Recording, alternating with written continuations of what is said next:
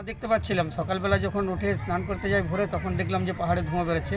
সে সময় আগুনটা একটু একটু দেখাচ্ছিল, মানে একটু বলতে আমরা যেটা দূর থেকে একটু দেখতে পাই, সেটা সামনে গেলে বিভৎস।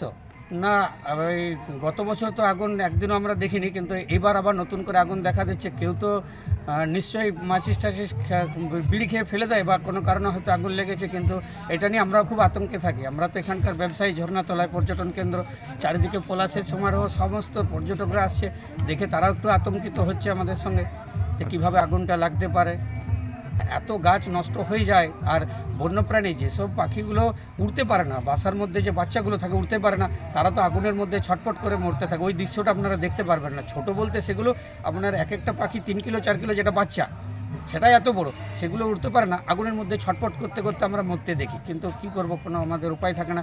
আমরা অনেকবার গেছি এখানকার যে ফরেস্ট বিটদের সঙ্গে নেমাতে, বন কমিটির সঙ্গে নেমাতে গেছি। আমাদের হাতে তো আর অস্ত্র থাকে না, আমরা লাঠি নিয়ে যাই আগুন নেমাতে, ওই যে পাতাগুলো সাইড করে, এরপর আর যেন না জ্বলে, কিন্তু তবু তো আগুন রোকা যায়।